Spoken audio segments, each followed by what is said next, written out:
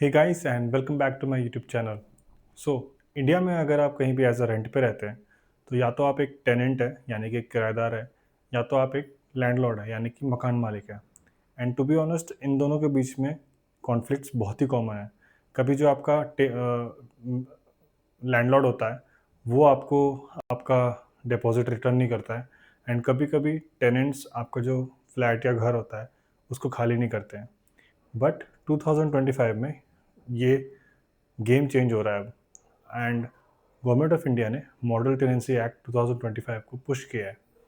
And इसे major states in India अब strictly implement कर रहे हैं।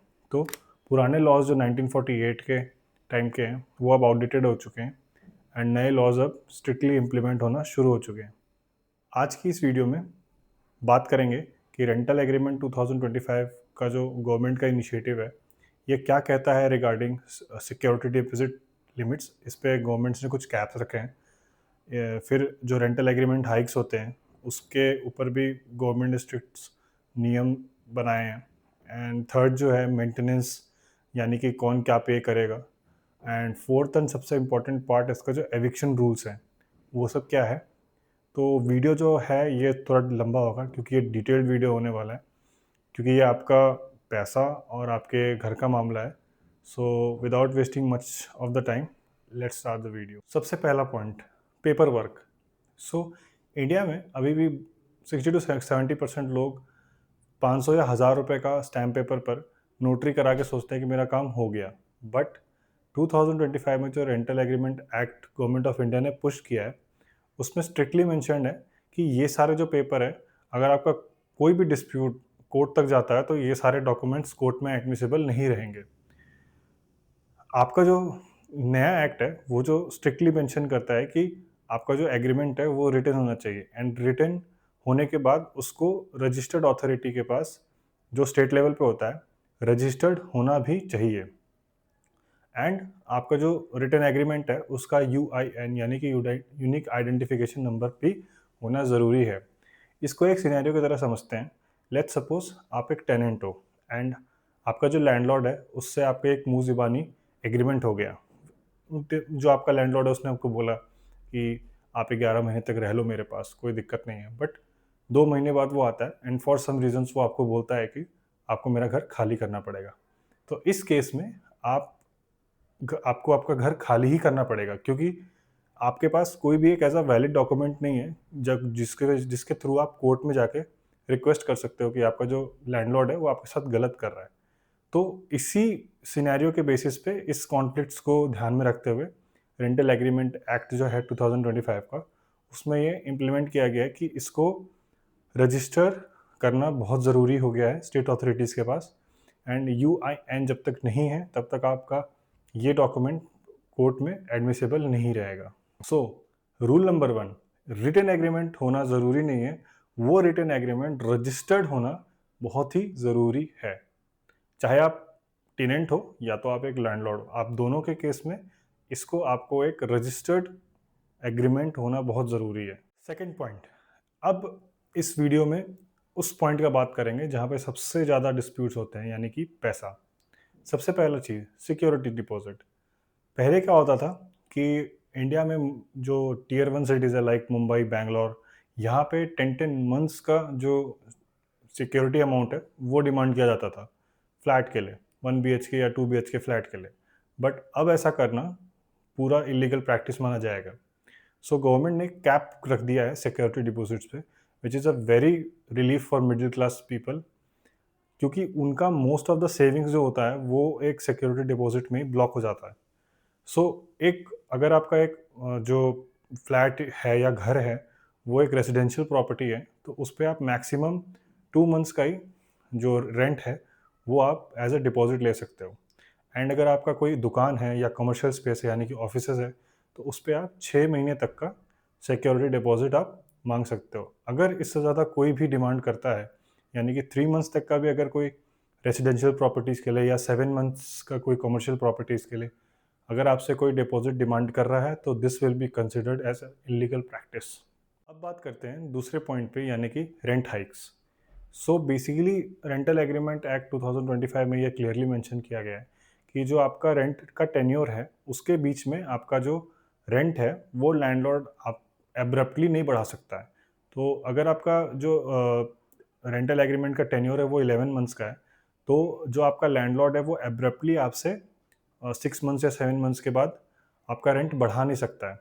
एंड दूसरा ऑप्शन इसमें ये क्लियरली मेंशन किया गया है कि अगर आपका जो टेन्योर ख़त्म होने वाला है एंड उसके बाद आपको स्टे करना है, तो जो आपका लैंडलॉर्ड है उसको आपको रिटर्न में नोटिस देना पड़ेगा 3 मंथ्स एडवांस में कि आपका इतना रेंट बढ़ेगा 11 मंथ्स आपका जो टेन्योर है उसके बाद से। Which is clearly mentioned in the rental agreement act कि अगर आपको वो अनरीज़नेबल लगता है तो आपके पास एक ऑप्शन है कोर्ट में जाने का, बट लोग प्रेफ़र करते हैं कि अगर उनको अनरीज़नेबल लग रहा है तो वो मूव आउट कर जाते हैं।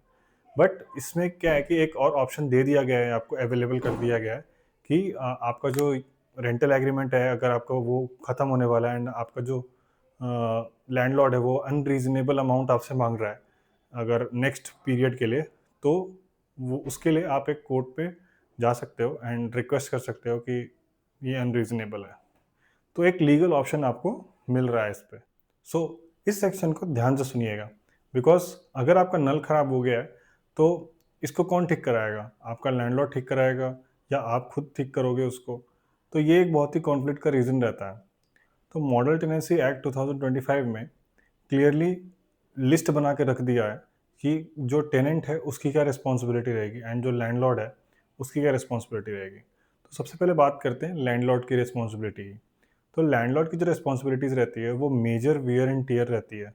लाइक अगर कोई स्ट्रक्चरल डैमेज हो गया, लाइक कहीं दीवार कहीं आपकी जो है वो टूट रही है, क्रैक आ गया है उस पे, या आपकी जो वाइट वॉशिंग है या पेंट है, पुट्टी है, वो सब कुछ इशू हो गया है, या कोई स्ट्रक्चरल जो पाइपिंग होती है, प्लम्बिंग होती है, वो सब कुछ इशू आ रहे हैं एंड मेजर कहीं इलेक्ट्रिकल फॉल्ट्स है, तो ये सब क्लियरली मॉडल टेनेंसी एक्ट में दिखा दिया गया है कि ये सिर्फ और सिर्फ लैंडलॉर्ड की जिम्मेदारी है, इसमें टेनेंट कहीं भी इन्वॉल्व नहीं हो सकता है। मॉडल टेनेंसी एक्ट में स्पेसिफिकली मेंशन किया गया है कि जो normal day to day wear and tear होते हैं वो एक टेनेंट की रिस्पॉन्सिबिलिटी है फिक्स कराना।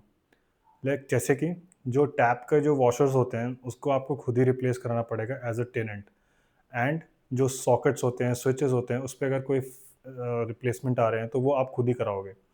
जो आपका ड्रेनेज है उसको क्लीन करवाना आपका, तो अगर मान लो कि वो ब्लॉक हो गया है तो उसकी ज़िम्मेदारी भी एक एज अ टेनेंट आपके ऊपर ही है। एंड फिर अगर आपका जो एसी है, घर में गीज़र्स हैं, उसके जो मेंटेनेंस होते हैं वो भी आपको खुद ही कराने पड़ेंगे एज अ टेनेंट। एंड अगर कोई किचन के फिक्सचर्स हैं तो ये सब चीज़ें आप खुद एज अ टेनेंट आपको खुद ही ठीक कराने पड़ेंगे। सो अगर आप एज अ टेनेंट हो एंड आपके पास कोई मेजर फॉल्ट आ रहा है स्ट्रक्चरल डैमेज में एंड आपका जो ओनर है उस वो आपको आपसे कोऑपरेट नहीं कर रहा है, तो आप वो खुद ही एज अ टेनेंट आप खुद ही उसको रिपेयर करा के एंड जितने भी आपका उसमें खर्चा हो रहा है आप नेक्स्ट मंथ के रेंट से आप उसको डिडक्ट करके रेंट पे कर सकते हो अपने ओनर को। इसकी भी इसका भी ऑप्शन आपको रेंटल एग्रीमेंट एक्ट 2025 में दे दिया गया है। इस वीडियो के लास्ट टॉपिक के बारे में, यानी प्राइवेसी और एविक्शन।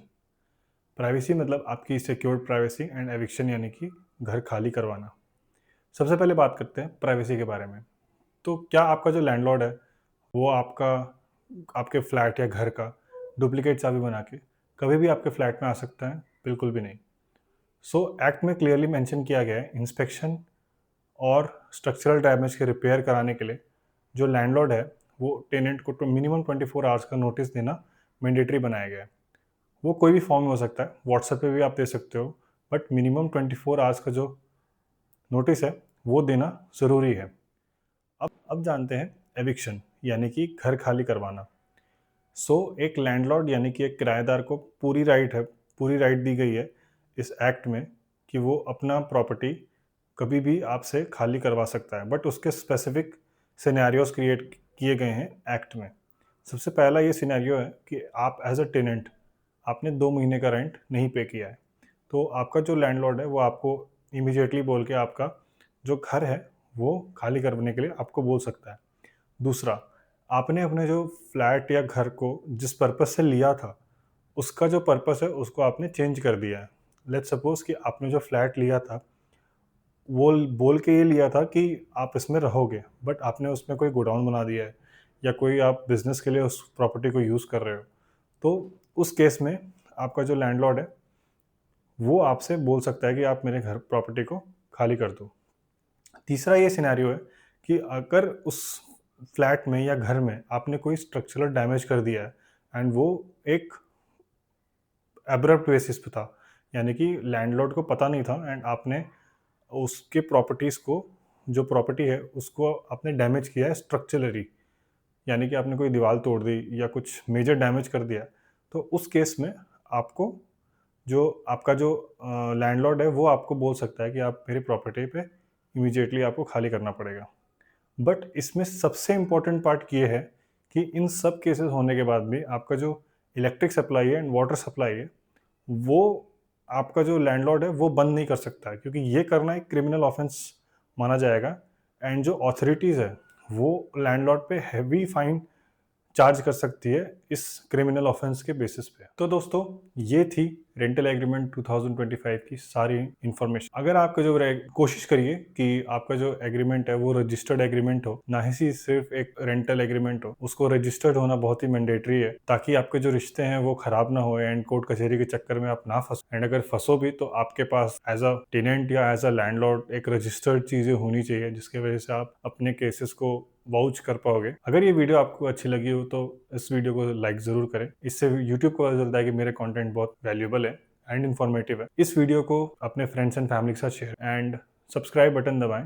एंड कोई भी क्वेश्चन हो तो आप कमेंट बॉक्स में कमेंट कर सकते। मिलते हैं नेक्स्ट वीडियो में, तब तक के लिए थैंक यू, गुड डे, जय हिंद।